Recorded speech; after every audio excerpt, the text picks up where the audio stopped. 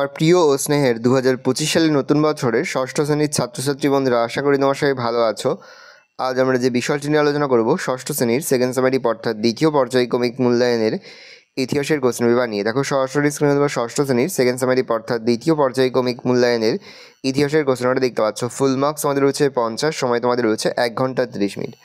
একে থেকে রয়েছে সঠিক উত্তর নির্বাচন করো যে কোনো 5টি প্রশ্নের মান 1 করে 1 × 5 = 5। বৈদিক সমাজে পরিবারের প্রধান ছিল রাজা, বিষপতি, বাবা। উত্তর বাবা। আর্য সত্য কোন ধর্মের অংশ? বৌদ্ধ, জৈন, আজবিক ধর্মের। বৌদ্ধ।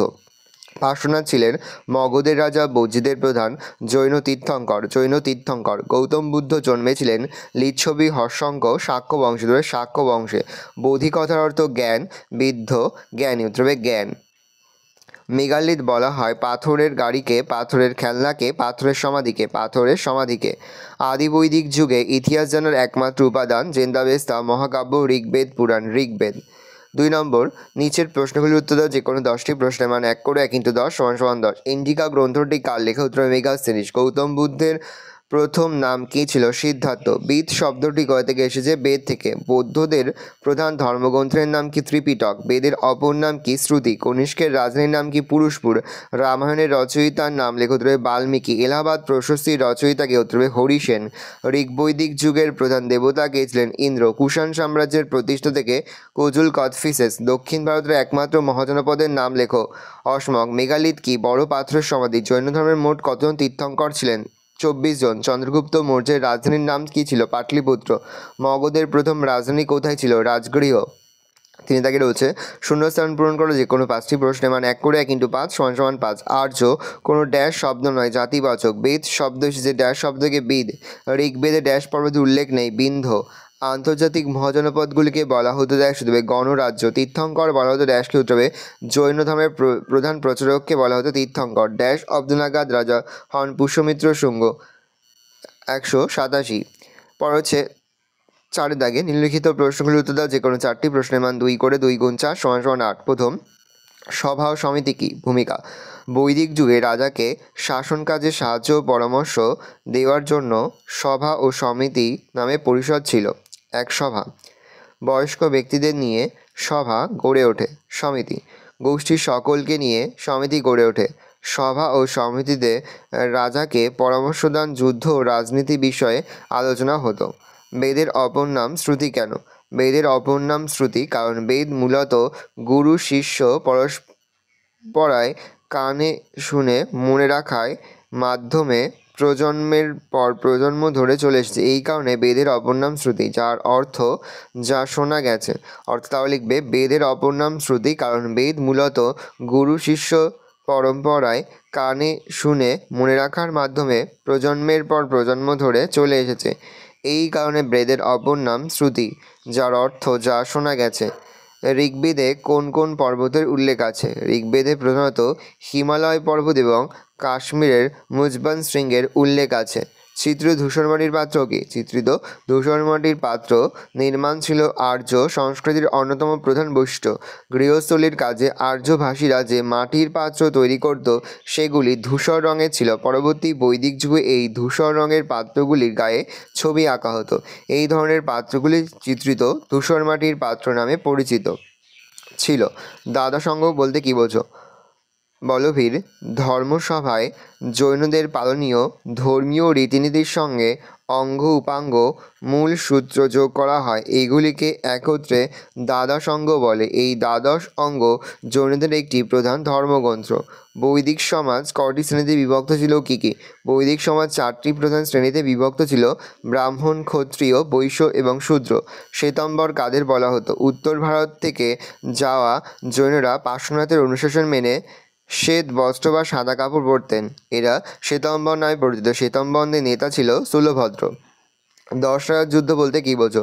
দশরাজ যুদ্ধ ছিল প্রাচীন ভারতের সংগঠিত একটি যুদ্ধ যেখানে ভারত উপজাতির রাজা সুদাস 10 জন রাজার একটি জোটকে পরাজিত করেন। এই যুদ্ধটি ঋগ্বেদের সপ্তম মণ্ডলে বর্ণিত আছে এবং এটি পরুঞ্চি নদীর তীরে সংগঠিত হয়েছিল। পারঞ্চি নদীর তীরে সংগঠিত হয়েছিল। এই যুদ্ধের ফলে ভরতরা পাঞ্জাব অঞ্চলে নিজেদের প্রভাব বিস্তার করতে সক্ষম হয়।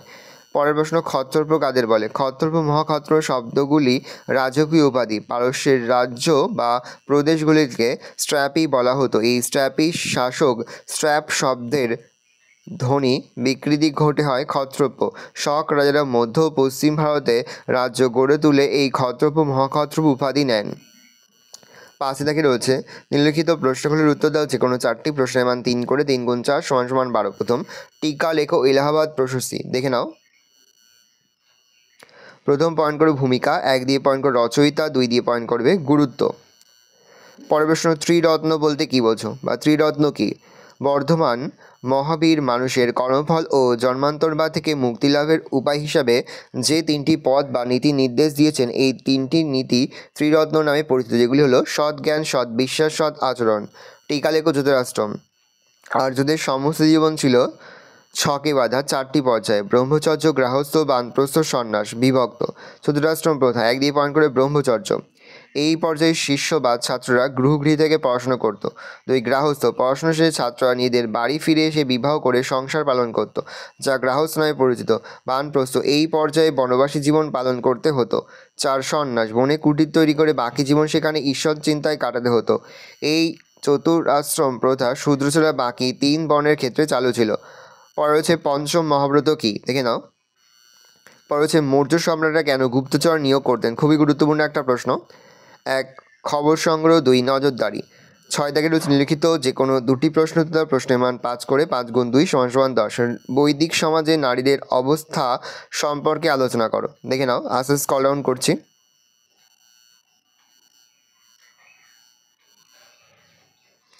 পয়েন্ট করবে পরবর্তী বৈদিক যুগে নারীদের অবস্থা। দেখে নাও। পরের প্রশ্ন, দিগম্বর কাকে বলে? টিকা লেখো অষ্টাঙ্গিক মার্গ 2 + 3। পর হচ্ছে শাসক হিসেবে সম্রাট সমুদ্রগুপ্তের কৃতিত্ব আলোচনা করো। 1, রাজ্য জয়। 2, শাসক হিসাবে কৃতিত্ব। 3, বহুমুখী প্রতিভা। 4, বিদ্যোৎসাহিতা। 5, সার্বভৌমত্ব প্রতিষ্ঠা।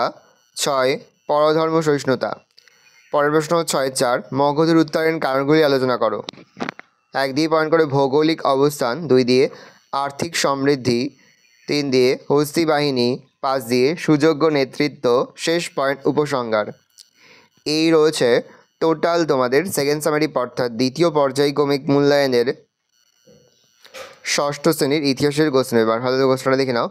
আশা করি ভিডিওটা ভালো লেগেছে। ভিডিওটা ভালো লাগলে ভিডিওকে লাইক করতে ভুলবেন না। আমার চ্যানেল নতুন হওয়া লাল কালার সাবস্ক্রাইব প্রেস করে পাশে বেল আইকনটা প্রেস করে নতুন করে ভিডিও আপলোড করি সবার ফার্স্ট নোটিফিকেশন পেয়ে যাও। আর এই ভিডিওটি তোমার বন্ধু বান্ধবী আত্মীয়স্বজন সবার মধ্যে কিন্তু অনেক শেয়ার করে দেওয়ার বছর 6ষ্ঠ শ্রেণীতে পড়ছে। আমরা কিন্তু ইতিমধ্যে 6ষ্ঠ শ্রেণীর প্রতিটি বিষয়ে সিলেবাস, প্রশ্নকার এবং নমুনা প্রশ্নপত্র কিন্তু আপলোড করে এখনও পর্যন্ত। সেই ভিডিওগুলো না দেখে থাকো, ভিডিওগুলো কিন্তু তাড়াতাড়ি তোমাদের সকলকে জানাই আগাম পরীক্ষার অনেক শুভেচ্ছা এবং অভিনন্দন। আশা করি সকলের পরীক্ষায় খুব ভালো হবে। ভালো করে দেখে না কোশ্চেন পেপারটা।